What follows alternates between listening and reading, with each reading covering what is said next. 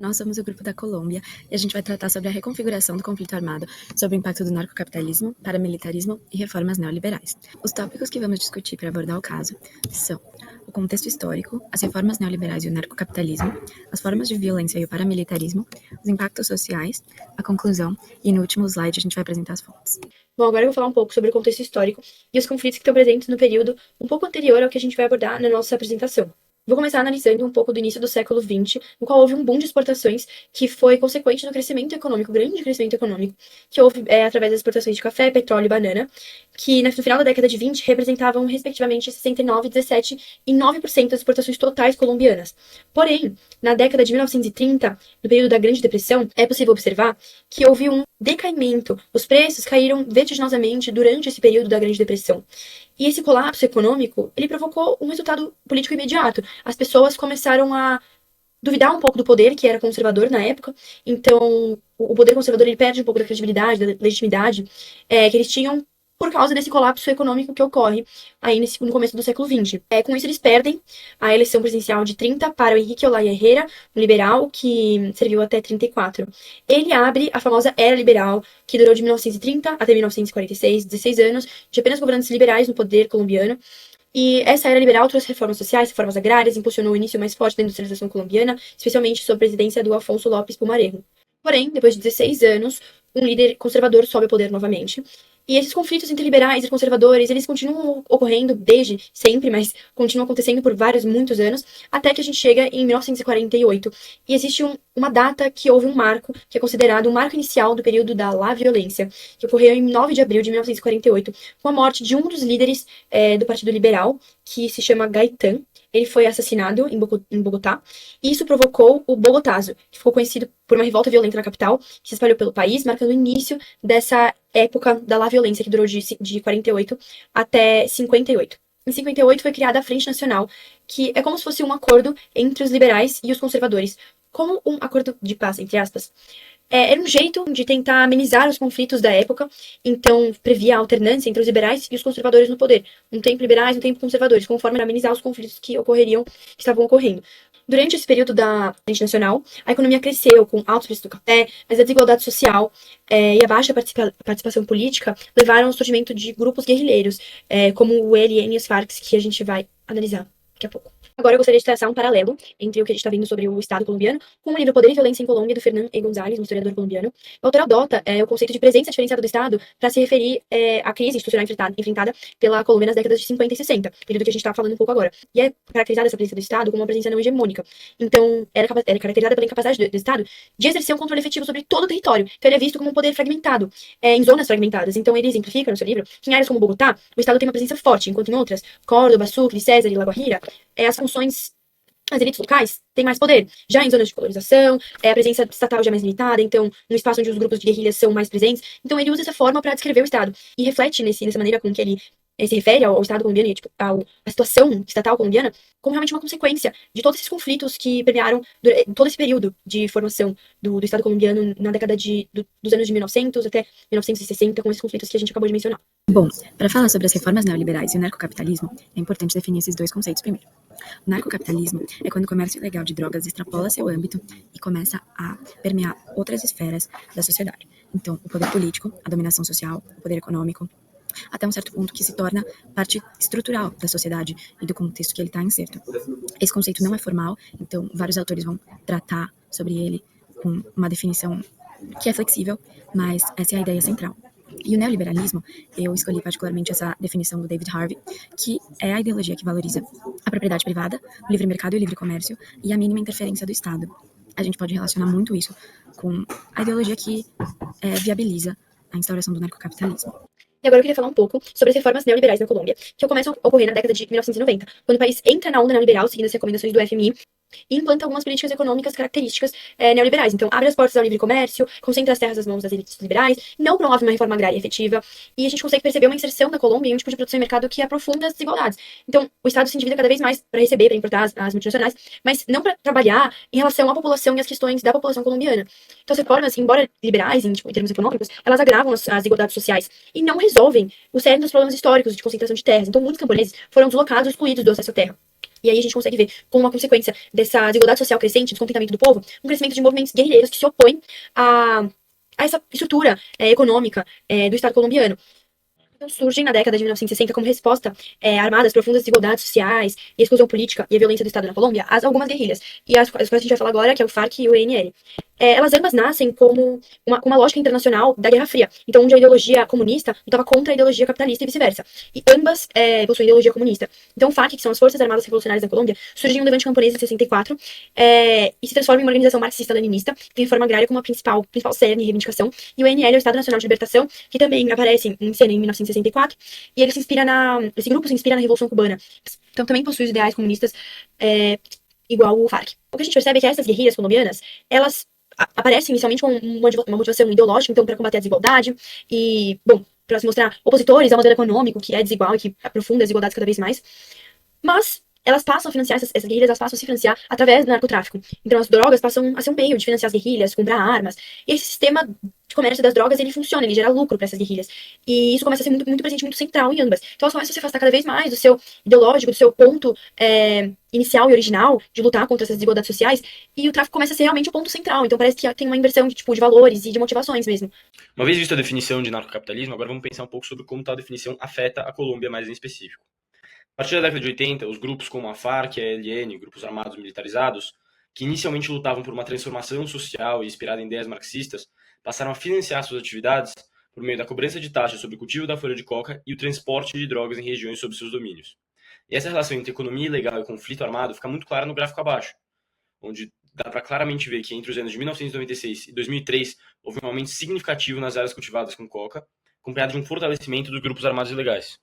O que indica que, à medida que o narcotráfico foi se expandindo, esses grupos também ganhavam mais recursos, mais poder militar e mais territórios. Ou seja, o narcotráfico não apenas financiou o prolongamento da guerra, mas também transformou os objetivos e ideais das guerrilhas. E, com o tempo, fez a ideologia deles ceder a uma lógica econômica baseada na exploração da cadeia produtiva da droga, o que tornou o conflito ainda mais complexo e difícil de resolver. A gente achou esse artigo da Clara Luiza, da UFF, e ela fala um pouco sobre essa parte, pelo menos esse trecho que a gente achou, se refere muito ao que a gente está discutindo agora, e eu gostaria de ler. O artigo dela se chama Guerra Civil na Colômbia e sua reconfiguração com o narcotráfico. E eu vou ler esse trecho. O processo que desencadeou na Guerra Civil na Colômbia é pautado na manutenção da desigualdade social que acabou tensionando a relação de Estado com grupos de interesses divergentes deste, e que não encontravam espaço para suas questões sociais ou ideológicas, optando pela força para substituir o sistema político vigente. Além disso, na década de 70, novos fatores compõem e acentuam o conflito, o narcotráfico, acompanhado da guerra às drogas.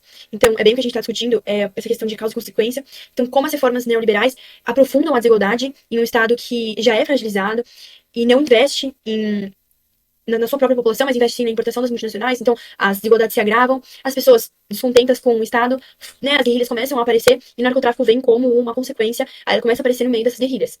Agora, para falar um pouco das reformas neoliberais com o narcotráfico, qual a relação mais concreta? Então, as guerrilhas e os grupos paramilitares, que a Natália vai explicar um pouco mais pra frente, mas basicamente, uma ideia por cima, foram grupos que atuavam não oficiais do Estado, financiados por fazendeiros e elites locais que eram ameaçados pelas guerrilhas, então eles começam a ser financiados pelos fazendeiros e pelas elites locais para lutar contra elas. Então, ambos esses grupos, tanto as guerrilhas como os paramilitares, acabam se envolvendo com o narcotráfico como uma forma mesmo de sustentar sua luta individual. E desse modo, as exportações ilegais de droga estão no seu auge. Então, Estados Unidos e Europa importam muita droga vinda da Colômbia nesse período.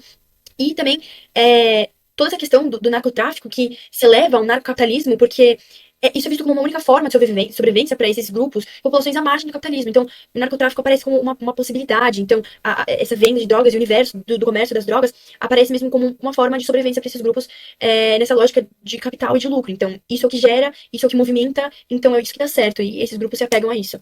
Bom, agora eu vou dar uma breve introduzida no nosso tópico 3, né, que são as formas de violência e o paramilitarismo. Bom, para começar, vamos falar um pouco sobre a relação do paramilitarismo com o narcocapitalismo. Para dar uma breve contextualizada, o narcocapitalismo traz a influência do tráfico de drogas sobre o Estado. Ele é uma ideologia política que defende a ausência de governo, a propriedade privada e o livre comércio. Já o paramilitarismo se refere a organizações que têm uma estrutura de funcionamento semelhante ao de forças militares, mas que não são parte do Estado ou de forças armadas oficiais, ou seja, são grupos à parte. Eles são frequentemente grupos legais ou privados. Eles têm uma estrutura hierárquica com o uso de armas e treinamento militar, e podem ser envolvidos em atividades ilegais ou até mesmo violentas, como chamam até mesmo de facções paramilitares. Bom, a relação é que o paramilitarismo ele pode ser usado como um mecanismo de segurança na falta de um Estado, ou seja, é muito comum você ter cidades que são comandadas por grupos paramilitares, por facções paramilitares, né, e que tem uma presença quase nula do Estado, né, se não nula. E nesse cenário é muito comum que esses grupos façam alianças com traficantes e que ocorra o livre comércio de tráfico de drogas lá dentro, contribuindo para os ideais do narcocapitalismo. Agora a gente vai dar um pouco da contextualizada sobre esses grupos paramilitares na Colômbia.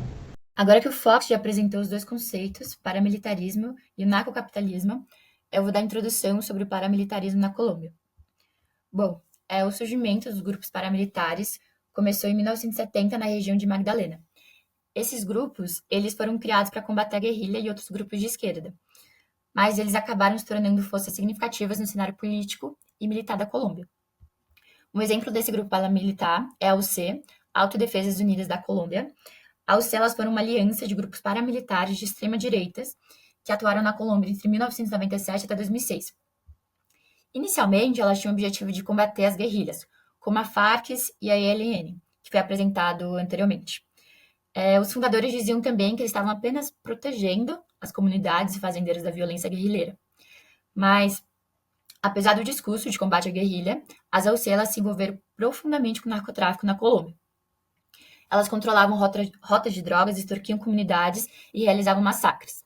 Então, a partir disso, as AUCs elas ficaram conhecidas tanto na Colômbia como no mundo por conta da sua violência. Além da criação da UC frente aos sequestros e violência dos guerrilheiros, foi criada também a organização Massa, Morte aos Sequestradores, pelos traficantes mais notórios da Colômbia, Pablo Escobar, Gonzalo Rodrigues e os irmãos Ochoa, conhecidos também como Cartel de Medellín. O objetivo dessa organização era matar sequestradores, mas também qualquer pessoa suspeita de pertencer à guerrilha, incluindo civis inocentes, ativistas, políticos ou qualquer outro suspeito. Eu acho que essa característica é o que mais escancara a violência dos quartéis e também das guerrilhas frente aos civis da Colômbia. Toda essa violência e o conflito dos quartéis e das guerrilhas é apresentados na série Narcos. Bom, uma das consequências da criação dessa organização é que muitos grupos de autodefesas passaram a defender os interesses dos narcotráficos sobre a fachada de contra-insurgência. Também teve a criação do grupo PEPES, que é a segunda geração de paramilitares constituídos de ex-associados de Pablo Escobar. Esse grupo ele foi criado porque um dos ex-integrantes foi assassinado pelo Pablo Escobar e esses outros ex-associados se juntaram para assassinar o Escobar. Bom, a organização PEPES deu certo. Pablo Escobar foi assassinado no dia 3 de dezembro de 1993 e após o seu assassinato, os remanescentes do grupo PEPES eles criaram outros grupos que tinham o objetivo de expandir a organização paramilitar no norte da Colômbia. Eles tiveram a ajuda de cooperativas privadas e instituições de vigilância e segurança. A principal delas foi a Convivi. E a partir dessa organização, eles estabeleceram diversas cooperativas em diferentes partes do país para obter acesso a armas e para fortalecer suas redes políticas e militares no país. A partir disso, as mesmas organizações deram continuidade à antiga AUC. No seu auge, a AUC ela teve mais de 300 mil combatentes, que é muita gente para uma organização paramilitar. E ela operou também em mais de 2/3 da Colômbia, impactando profundamente a vida da população civil. No final de 2002, a UCL iniciou negociações com o governo colombiano, que resultaram em um acordo de desmobilização em 2003. A primeira entrega de armas ocorreu em dezembro, com mais de 800 combatentes do bloco Cacique Nutibara desmobilizados em Medellín. Mas o processo ele foi marcado por disputas internas, como o assassinato do líder Carlos Castanho, em 2004, e por falhas estruturais do governo também, que não conseguiu verificar adequadamente a entrega de armas. Então, a partir do erro da desmobilização, alguns desses grupos eles aproveitaram as falhas para fraudar o processo, entregando armas antigas e se passando por civis. A desmobilização ela falhou e os ex-paramilitares que participaram desse processo, eles voltaram para a criminalidade e constituíram novas organizações, como a AGC, Rastros, Machos, Águilas Negras e os Renascer. Agora eu vou falar sobre instabilidade institucional e o conflito de poder entre o Estado e o narcotráfico. Bom, o narcotráfico na Colômbia é um fenômeno estrutural que ultrapassa os limites do crime comum, porque ele se organiza como um sistema complexo de poder político e econômico paralelo à instituição do Estado. Desde a ascensão dos grandes quartéis, como o Medellín, que eu apresentei anteriormente, e o Cali também, que se acenderam com a ajuda de elites econômicas locais a partir de 1980 e 90, o narcotráfico ele moldou instituições, influenciou políticas públicas e também o funcionamento da própria sociedade. É possível identificar isso na imagem aqui ao lado que eu coloquei, que é o Pablo Escobar, e ele é um dos principais traficantes da Colômbia. Nessa foto ele está sendo eleito a um cargo político. E a imagem fictícia, ela é da série Narcos, da Netflix. Mas a imagem ela apresenta como o narcotráfico ele está sim inserido na política do país. Ele não é um poder paralelo. Bom, A corrupção é outro fator importante, porque a corrupção é o principal fator que sustenta a continuação dessa organização, porque é por meio da corrupção que o tráfico ele consegue se infiltrar em diversos níveis da organização do Estado, que também é o exemplo dessa foto, para quem já assistiu a série. Essa corrupção ela é articulada por meio de relações entre traficantes e agentes públicos, e é o que fomenta uma rede de interdependência baseada em interesses mútuos.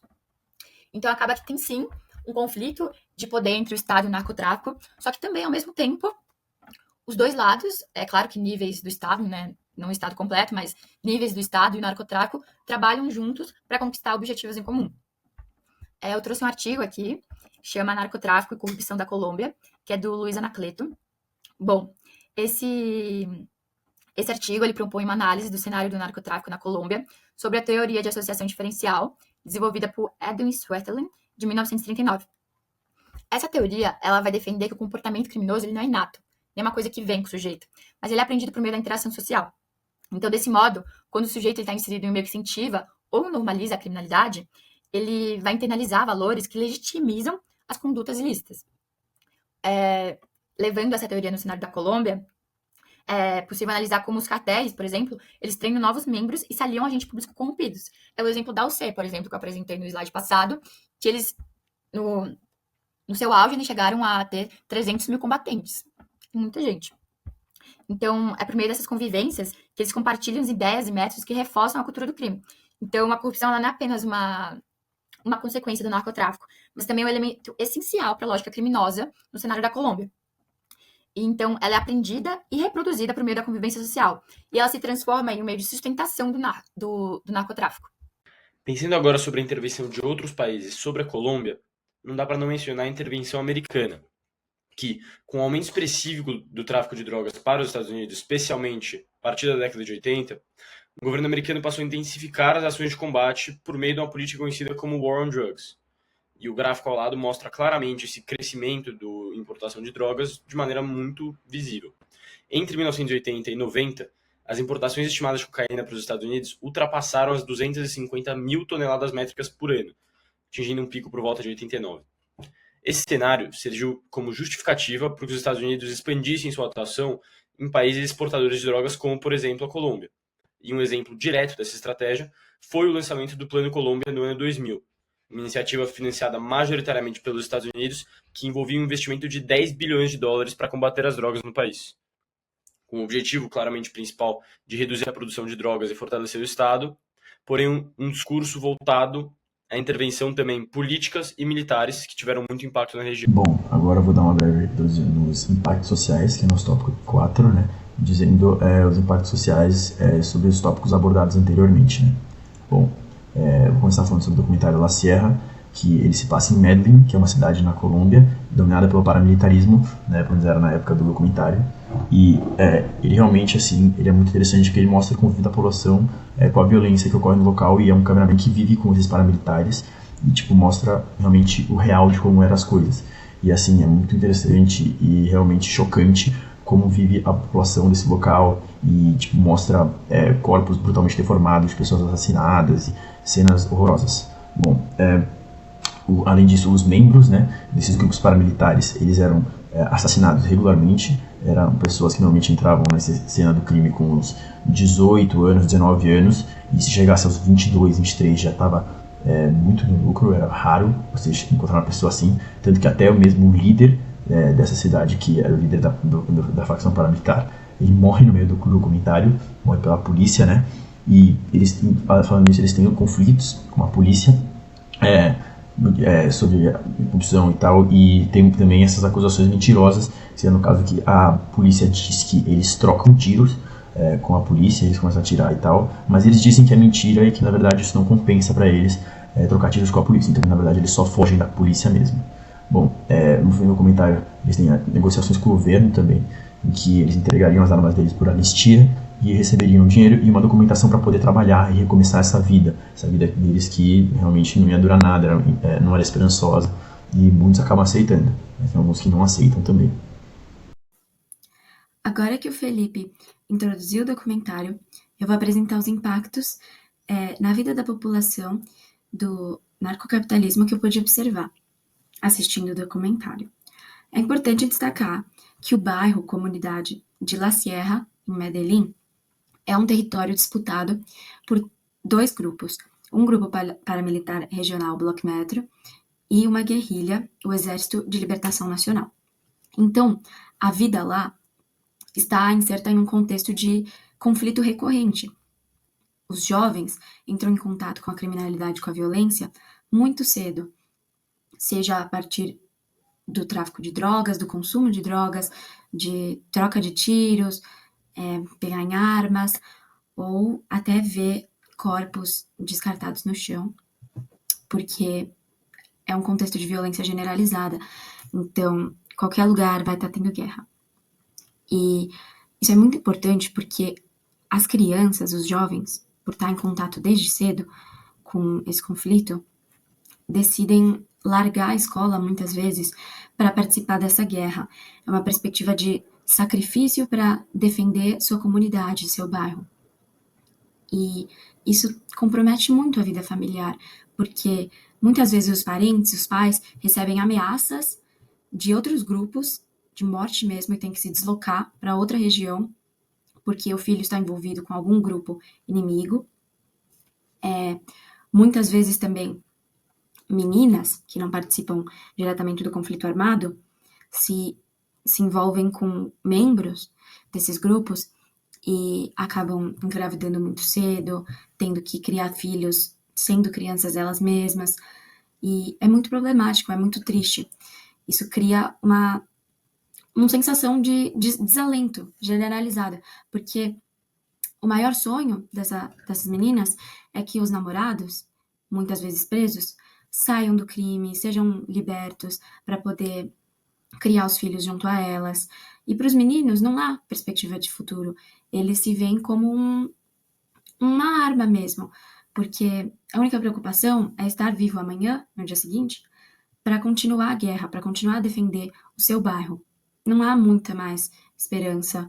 Além disso, como uma citação que eu coloquei no slide de Jesus Martinez, sempre virá outra guerra e outra, até o dia que acabemos mortos. Essa é a maior visão que eles têm. E para os adultos, para a população mais velha, que muitas vezes também é envolvida, há uma sensação também de estar nas mãos de crianças com armas, não ter controle sobre o que acontece com a sua vida, com a sua experiência no bairro, porque isso tudo pode acabar se algum grupo decidir que você é um inimigo deles, ou então se você estiver no momento errado, no lugar errado. Isso é muito problemático e é uma violência extremamente profunda, e isso é bem perceptível no documentário. Bom, agora eu vou falar um pouco sobre os impactos sociais do paramilitarismo, né?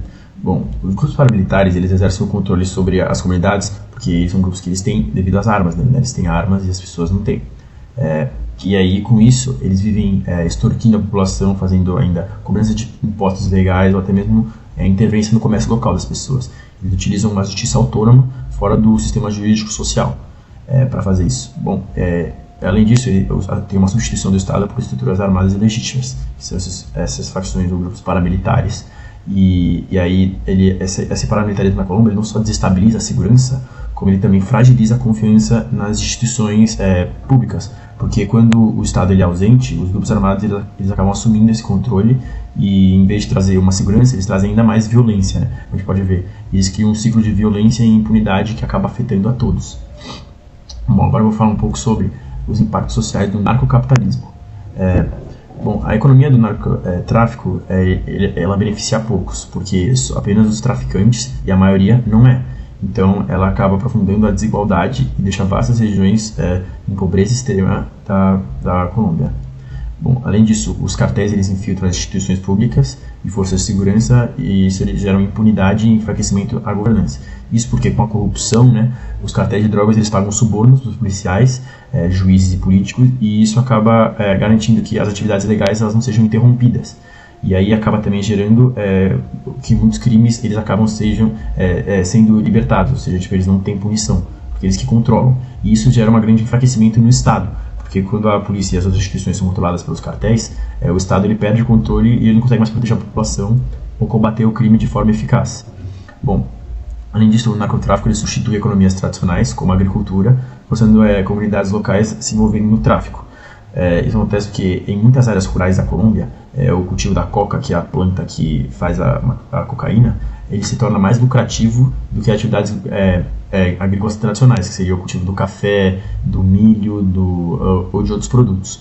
E aí, os cartéis de drogas eles oferecem pagamentos maiores para os agricultores que plantam a coca. Por isso que acaba tendo essa substituição. Bom, além disso, a disputa do controle das rotas de trabalho de drogas, elas geram conflitos territoriais e uma violência extrema, que acaba gerando massacres e um deslocamento forçado. E isso a gente vai ver melhor no próximo slide.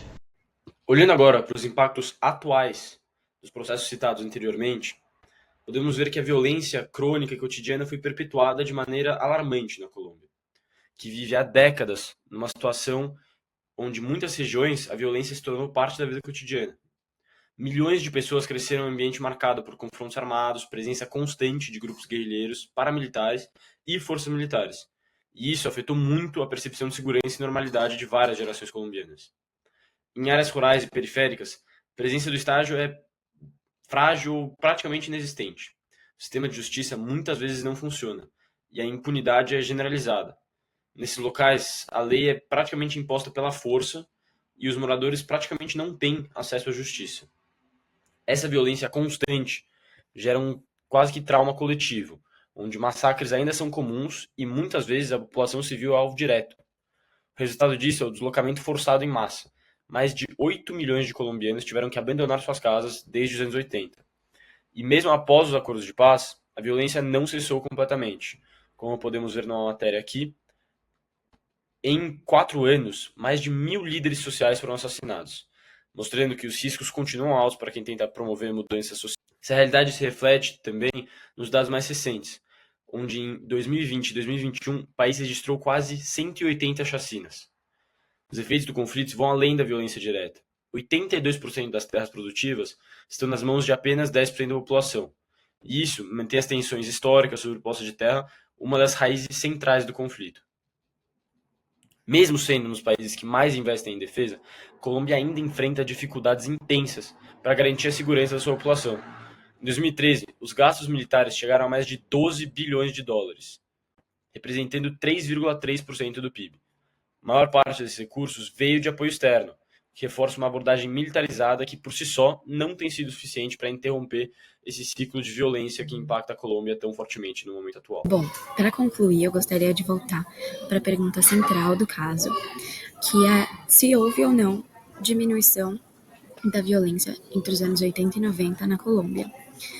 E é uma dinâmica dicotômica, bipolar, porque há uma continuidade da violência, só que a violência muda de natureza.